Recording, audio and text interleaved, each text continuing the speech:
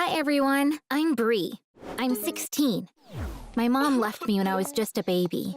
I never knew her. My dad says she couldn't handle the responsibility of raising a child because she was too young. One morning, she went out to the grocery store and never came back. My grandmother raised me. My dad would visit us often, but it was my grandmother who was my real parent. The time I lived with her were the best years of my life. When I was 12, my dad remarried. His new wife had a daughter the same age. My dad took me to their house to meet them. I stayed there for one night. His new wife completely ignored me. Her daughter, Sadie, was only interested in her phone. It was pretty obvious that neither of them liked me. But I didn't care because I thought I would never have to live with them. But unfortunately, when my grandmother passed away last year, I had to move in with them. My stepmother started treating me badly from day one. She made me do all the housework. I even had to clean Sadie's room. She was incredibly mean to me. For example, during breakfast, she'd say, "Aren't you full yet? You've had enough to eat. Go take out the trash." I was really unhappy, but I didn't tell my dad about it so as not to upset him. He was working in the finance department of a big real estate developer. The finance manager transferred hundreds of thousands of dollars into his personal account. My dad didn't know anything about it, but he got arrested anyway. He didn't have the money to hire a good lawyer, so he ended up going to jail. My life wasn't going great to begin with, and when my dad went to jail, things got even worse. One day, my stepmother told me, "We're broke because of your father. You need to quit school and start working. If you want to live here, you need to bring in money." So I had to drop out of school. Of course, this rule did not apply to my stepmother's daughter. Sadie kept going to school, but I had to get a job at a call center. Since I had to deal with one stressful event after another, I got acne all over my face. I couldn't recognize myself in the mirror. The people I worked with looked at me with pity. There was this guy I liked. One day I heard him mocking me, saying, "This girl shouldn't leave the house. She has no right to make the rest of us uncomfortable."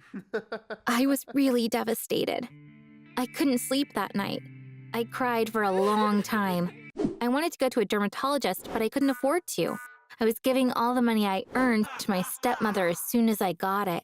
My acne was getting worse every day. I thought I should at least try some natural remedies. There were so many formulas for anti-acne face masks online. I picked one that used ingredients I could easily find.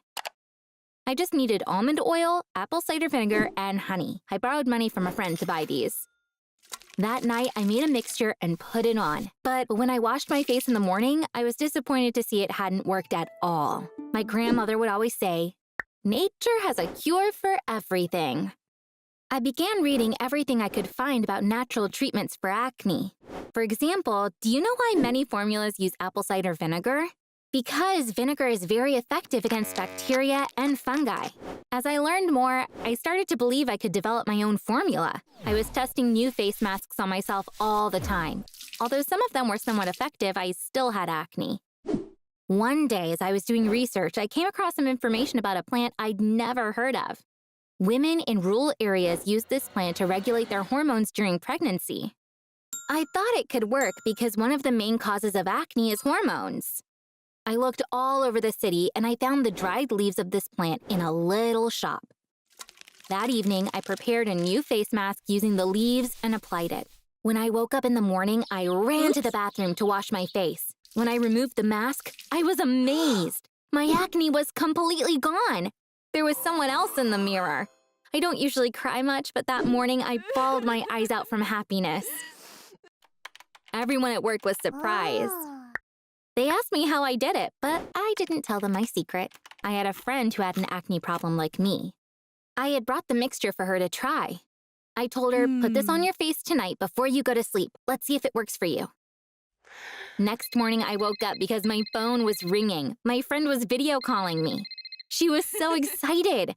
"There's not one spot left on my face. Bree, this is the magic cure. You can become a millionaire selling this stuff, and you'll deserve every penny," she said, thanking me over and over again. I had developed a plant-based formula that makes acne disappear after just one use. I thought I really could get rich. I made an Instagram account. I sent the link to my friend and asked for her opinion. She shared my Instagram account with everyone she knew. She wrote, "This worked wonders for me. Get it if you have an acne problem." That night, I made 6 sales over Instagram. The next day, I sold 13. The numbers kept growing. A month later, I was getting nearly 100 orders a day. People wanted even more, but I couldn't produce the masks fast enough. Why? Because I could only work at night so that my stepmother and Sadie wouldn't find out. During the day, I was still working at the call center. I was making a ton of money. I was hiding it all in my room because I had nowhere else to keep it. I had a teddy bear that I got from my ex as a birthday present. I took out all the stuffing and filled it with money. Then I neatly sewed it back. The money kept coming in. I bought another teddy bear. I stuffed it with money just like the other one. I kept buying more and more and ended up with 13 teddy bears in my room. I had to find another hiding place soon because having that many teddy bears didn't look normal. After a while, my worst fear came true. My stepmother called me while I was at work. I picked up the phone. "What is this money inside a teddy bear? Is that yours?" she asked. I was caught by surprise, so I said something ridiculous. My stepmother said angrily, "My friend's son had an appendectomy. Sadie saw all these teddy bears in your room. We thought we could bring one of them to the boy as a gift. While he was playing, he realized it was full of money. Whose money is this? You'll have to explain this to me tonight." I was in such a panic. I ran out of work and jumped into a cab. I was going home. If my stepmother was still at the hospital, I could move the money somewhere safe before she got back. Good plan, but where would I take it? I had an idea. There was someone I could ask for help. I called the friend who was so grateful to me for treating her acne and was thanking me every chance she got. I told her briefly about what was happening. "I'll do whatever you want. I'd be so happy to help you," she said. She paused for a moment and screamed, "I have a great idea! I have to speak with my dad right now!" I was so relieved when I got home because no one was there.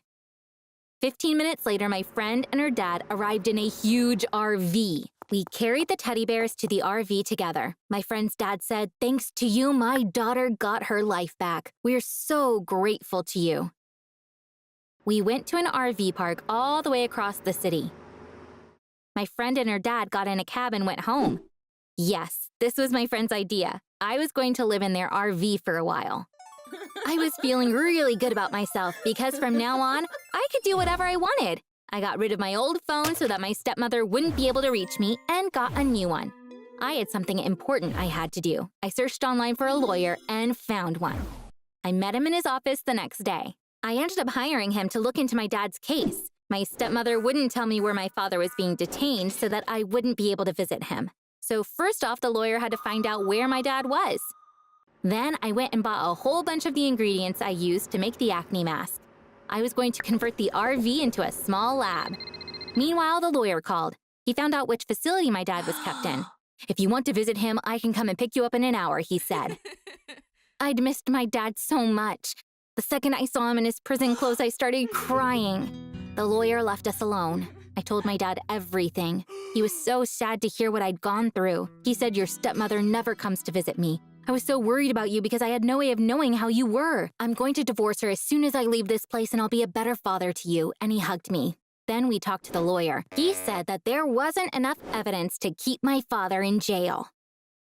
Our lawyer turned out to be really good. He quickly found many witnesses to prove that my dad was innocent. After he got out of prison, my dad and I lived in the RV for a while. I was really rich now. We bought a 3-story house. I turned the entire top floor into a lab. I hired 4 people. Sorry, 5, because my friend who helped me out is now working with me as well. We can now produce 800 acne masks per day. My dad took some time to get himself together and then went to meet my stepmother. She started crying, saying, "I always loved Bree so much. Bring her back home. We can be the happiest family in the world." My dad said that wasn't an option anymore and that he was going to file for divorce as soon as possible. She kept saying, "I beg you, please give me a chance. I missed you and Bree so much," lying to his face.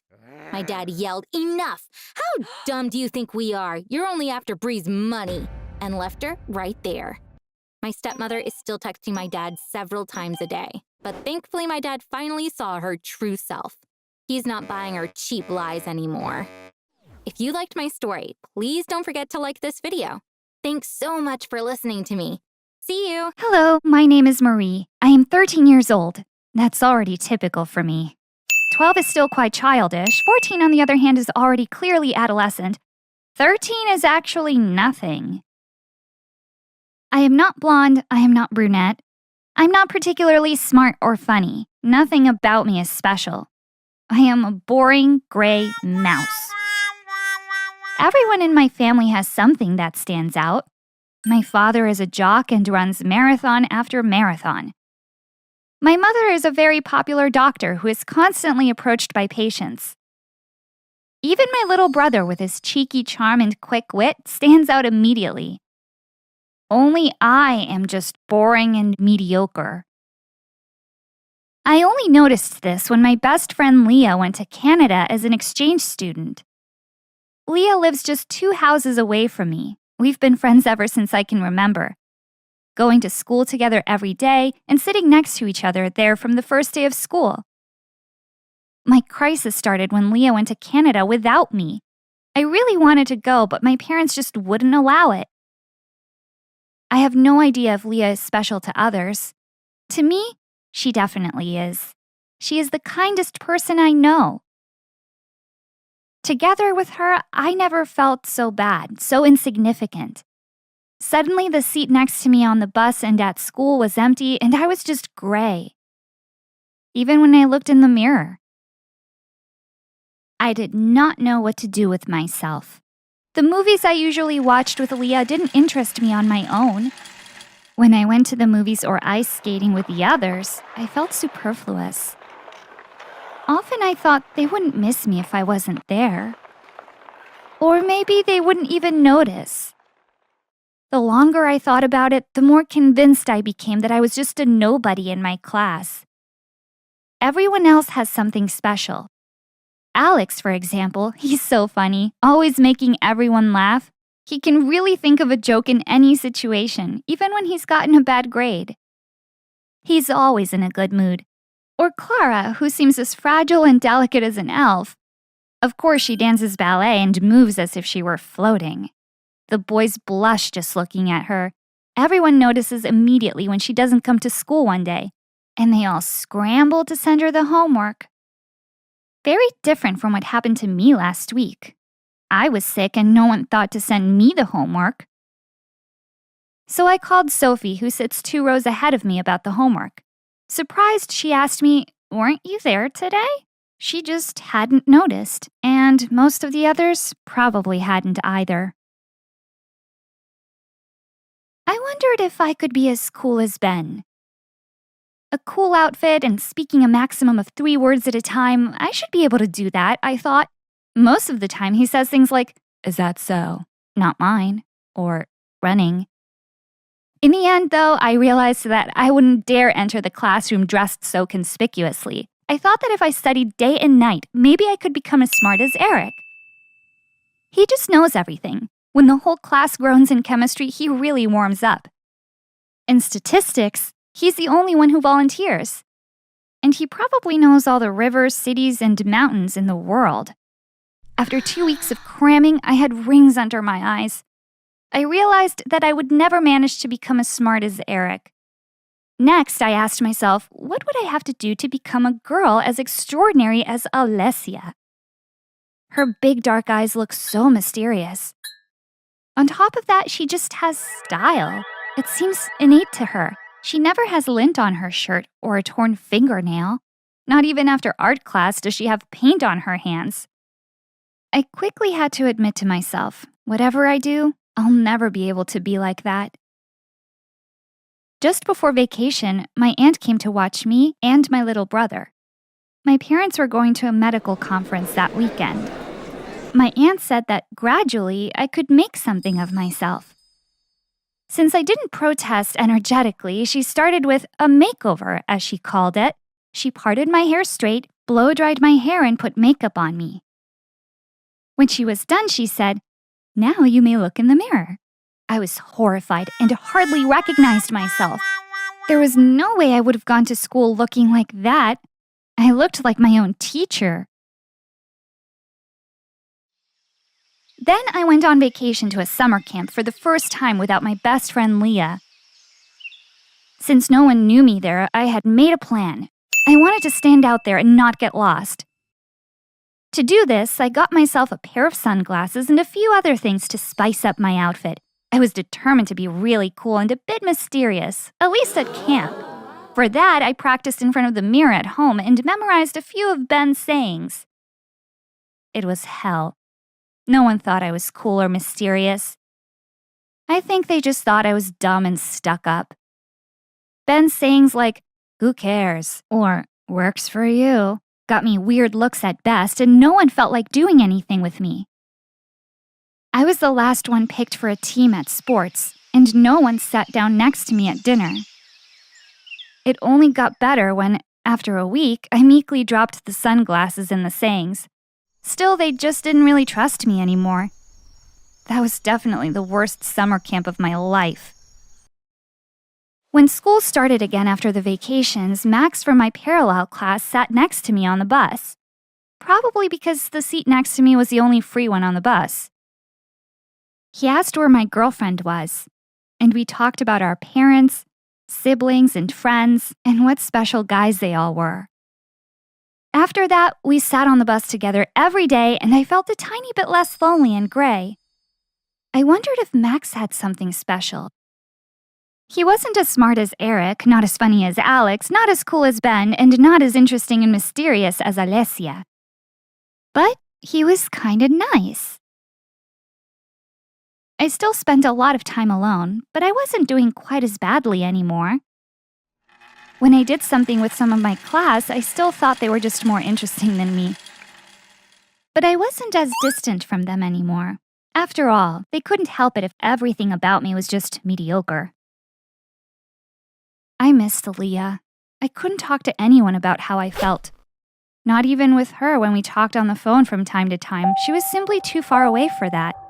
My mother asked me once again what was wrong with me. I couldn't and wouldn't tell her anything about my thoughts.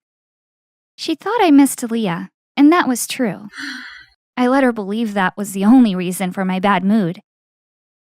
How could she, of all people, understand what I was missing? She was always someone exceptionally smart, kind, and athletic, even as a child. To comfort me, she told me that it would only be 10 days until Leah would be back. Then finally, Leah came back from Canada, called me and asked what was going on with me and why I had been so out of touch. She came over and I told her about my crisis and how I just can't see anything special about myself and feel terrible. Leah explained to me how much she likes me and how often loud Alex and sensitive Clara get on her nerves. She said, "You are the only person with whom I can talk completely normally about everything. You don't constantly push yourself to the fore. With you, not everything has to be cool or funny. You're my best friend because of who you are." I immediately felt better and wanted to know everything about her time in Canada. The next time Max and I were alone together on the bus, because Leah was at the doctor, I told him about my conversation with Leah.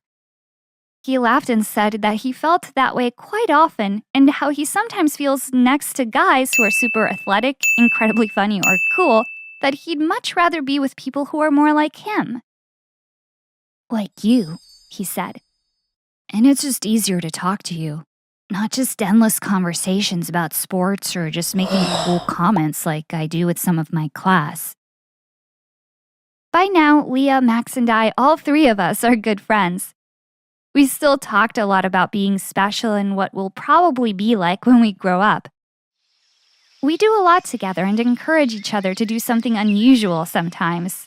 But every time we ask ourselves if we really want to do it, or if we just hope it will make us special. Sometimes we go out for ice cream and keep an eye out for special people. We agree on one thing. It must be quite exhausting to be so special all the time. Hi, I'm Robin. I'm 14 years old and I went through a really extreme event that I can't tell anyone about. Not even my friends and definitely not my family. Everyone would think I've gone completely insane. If someone had told me this story a while ago, that's exactly what I would have thought. And nothing could have convinced me otherwise. The thing is, I have an extraterrestrial friend with whom I've spent the most incredible 2 days of my life. He definitely changed me. It happened on a Saturday, a few months ago. I'd been at my friend Tom's house, and it was very late when I started to head home. Suddenly, there was some sort of capsule in front of me. I crouched down, thinking it was a container or a toy, but it was too dark to see. I pocketed it out of curiosity and planned to take a closer look the next morning. Once home, I carelessly placed the capsule on a chair along with my jacket and went to sleep. That night, I had absolutely confusing dreams in which a strange being with a large eye appeared. It had a gelatinous body and some sort of antennae. In the dream, I thought the weird thing with its slimy body was pretty creepy and gross. When my parents left to play tennis on Sunday morning, I was still sitting at the table when I suddenly noticed something in the corner of my eye. Easy, easy, it's all right, I guess I said to myself, and looked at my left shoulder. There it was, looking the same as in my dream. The thing rolled over my arm onto the table and looked at me. Don't panic now, I thought in panic, and calm down, calm down. I'm your friend, I heard inside me, vibrating strangely. It's not me at all, it's you saying that, isn't it? I asked. Again, I heard that vibrating voice inside me saying, yes, you were incredibly quick to realize this for a human. Who are you? I asked out loud. I'm sorry, I heard the voice inside me. I don't mean to be arrogant. Please don't be afraid. No, I'm not. But who are you? What are you doing here? What is this all about? I said, somewhat confused. Would you stop talking? The little thing asked me. I understand you anyway. Your thoughts and speech are getting pretty confusing, which makes it hard for me to understand it all. Unbelievable, I thought. But it was all so completely crazy, I didn't wonder at all. I tried, but believe me, it's hard to control your thoughts. I'm from a galaxy not too far away, but you humans may not know that yet. Anyway, I was here several centuries ago, and now I want to find out how far you have evolved. I am what is called a scientist, or an explorer. I have no name or gender, but call me Ammo. A little reference to amorphous. That suits my form better, I think. Ammo asked me to lead him to our knowledge. He was astonished when I sat him down in front of my laptop. The last time he visited our planet, he said he was at the National Library of France in Paris. And he'd been studying us humans for over 2 years. He made me promise not to talk to anyone about him until he left. Then I could decide for myself, but he would advise against it, he said. My head was a big mess, but I decided to go on this adventure. And I was sure, in a deep and strange way, that I could trust Ammo. He stayed on the laptop all day, while I went with my parents to visit my grandparents. Ammo had also stayed on the laptop all night. Then, in the morning, he wanted to go to school with me in my backpack. I asked him what he had discovered tonight, and he told me that, to his understanding, we humans had made a major leap in our development after his last visit. But he found the pervasive aggressiveness, which he said is only a characteristic of primitive species, completely incomprehensible. It is illogical and totally destructive, he said. You are continually destroying everything you've built at great cost. Aggression is never part of a solution. It's always just another problem. The most evolved species otherwise invariably seek collective and creative solutions. I probably won't stay long because humans as a whole are not at a point where I can recommend contact with you to my planet's society. I was speechless, but we had already reached my class as well. Tom asked me if I wasn't awake yet. I mumbled something unintelligible, and he explained that there was a math test coming up.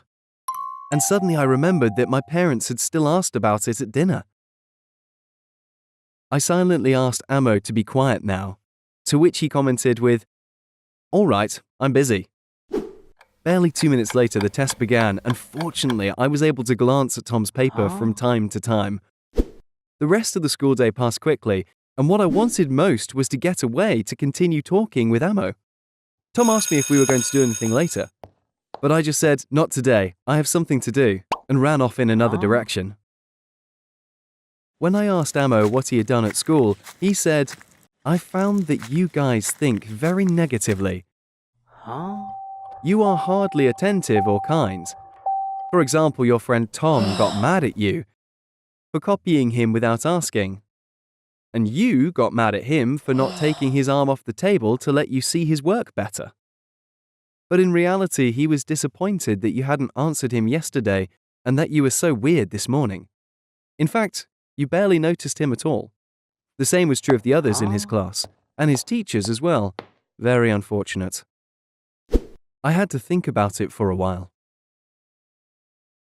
When I got home, luckily no one was around, and I was finally able to ask Amo about his world. He began to tell me, every night we form protective nets with our bodies over our energy sources until it is daylight again, so that they do not freeze. The cold does not harm ourselves, but without the sources we would have to leave. Long ago, we struggled with this task, argued, and often did not get it right. Many of us suffered for it. At some point in our evolution, we understood that we could also use this task and learn to make the most of it.